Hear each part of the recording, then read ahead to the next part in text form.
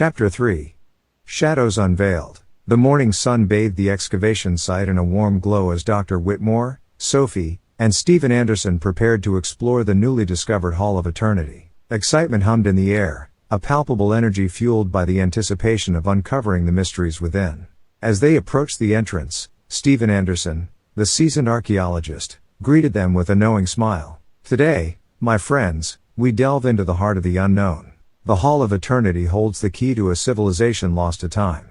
The heavy stone doors stood before them, guarding the secrets within. Floodlights cast shadows that seemed to dance on the walls. The air carried a sense of reverence. The stones held the secret echoes of forgotten knowledge. However, before they could open the doors, a distant noise echoed through the excavation site, a haunting warning that disrupted the tranquility of the beautiful pine forest the excavation site called home. Dr. Whitmore's instincts kicked in, and he motioned for everyone to stay close. Sophie, ever the intrepid explorer, stood by his side, and Stephen Anderson, the stalwart archaeologist, prepared for the unknown. Out of the shadows emerged a group clad in dark attire, figures hidden beneath hooded cloaks. Dr. Whitmore squinted, recognizing the symbol embroidered on their garments, the Serpentis Obscura, a golden pyramid triangle with a twisted serpent inside and a large ruby eye that seemed to pierce the very soul, surrounded by a golden circle emanating the rays of the sun. "The Serpentis Obscura," he muttered under his breath. The realization sent shivers down their spines. This clandestine group had long been associated with wielding influence behind the scenes, and their interest in the ancient civilization's discoveries hinted at a dark agenda. The leader stepped forward, a tall and imposing figure with piercing eyes that also bore into the very soul, the same as the symbol. "You meddle in affairs beyond your understanding," the leader declared, a sinister edge to their voice. "These discoveries threaten the fabric of our control. We cannot allow them to see the light of day." Tension gripped the excavation site as the archaeologists faced off against the ominous figures. Dr. Whitmore, refusing to yield to intimidation, addressed the leader. "Knowledge belongs to humanity, not to those who seek to manipulate it for their own ends. We won't allow you to erase the truth."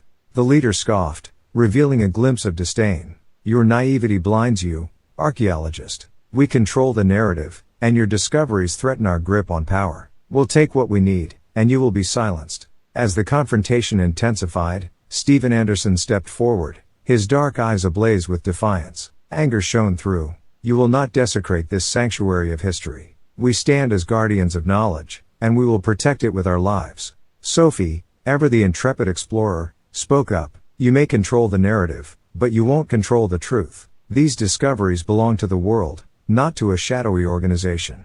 The leader of the Serpentis Obscura let out a laugh. "You misunderstand me. Your lives are already forfeit, and the world will never know of our involvement." Almost as if on cue after hearing this, the Serpentis Obscura members began encircling the trio, closing in with an air of malevolence. Dr. Whitmore, Sophie, and Stephen stood their ground, a united front against the encroaching darkness. Suddenly, a distant rumble echoed through the excavation site. The ground trembled beneath their feet as their only ally arrived, a contingent of soldiers, armed and determined, rushing to protect the archaeological site and the archaeologists that stood within it.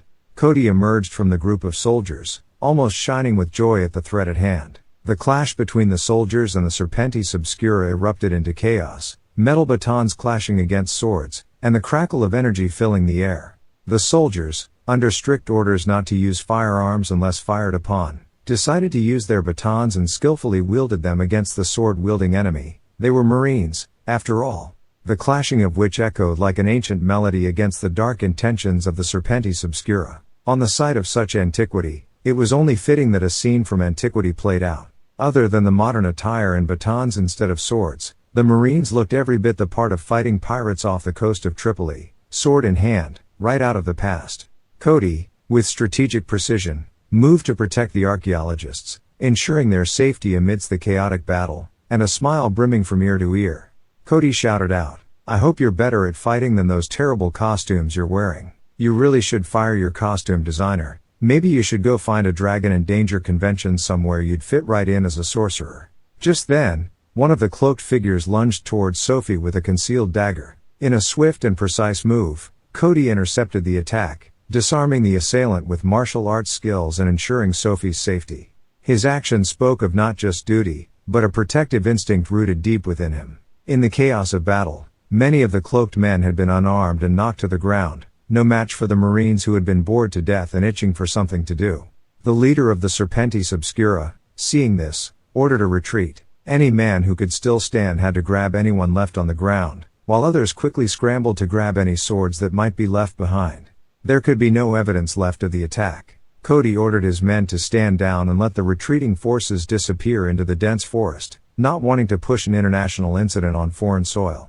The soldiers, having pushed back the Serpentis Obscura, let out a big cheer and their well-known victory cry of camaraderie and defiance in the face of the enemy. It was so loud it could be heard for miles through the dense forest and snow-capped hills of Canada. This scared the archaeologists a little while, bringing them back to their senses. The archaeologists, now surrounded by the aftermath of the conflict, realized the gravity of the situation.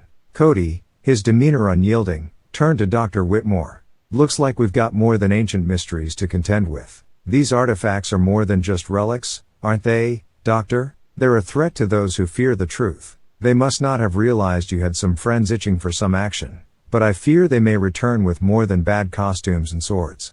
Dr. Whitmore nodded, his gaze fixed on the still sealed doors. "The journey has just become more perilous. We must unveil the secrets within while not letting them fall into the wrong hands."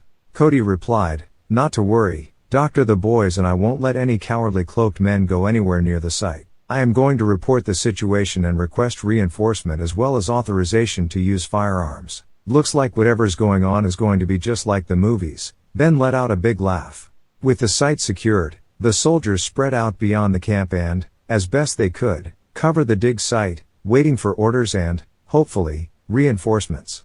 They knew they were spread too thin if the cosplayers came back in numbers. The archaeologists took stock of the artifacts and re-evaluated their approach. Stephen Anderson, after coming back from the tent that held his research and artifacts so far, looked sickened. Dr. Whitmore, seeing his friend in distress, called out, "What's wrong, Stephen?" Stephen replied, "I don't think we were their main objective. Everything in the research tent is gone. My papers, the artifacts we found, everything. The fight was a diversion. There were not enough military personnel to keep us safe and protect our research, and they knew it." Dr. Whitmore, realizing the severity and knowing not much would have been sent out considering how remote the site was, asked, already knowing the answer, "Had you sent anything for cataloging yet, or was everything still here?" Stephen told Dr. Whitmore exactly what he already knew and was dreading hearing. "Unfortunately, with how far out we are and the Jeep being the only mode of transportation at the moment, we had only sent out a few important specimens for carbon dating. Luckily, the United States military let us piggyback on their satellite communications, so all of my documents and photos of artifacts are uploaded, but that will only leave us what is still in the dig site and a few things out in the labs that did the carbon dating for us." Just then, deep within the pit of Stephen's stomach, a feeling started to overwhelm him. If they were here to take the artifacts, could they have erased the information and taking the artifacts elsewhere? Would they really be starting over?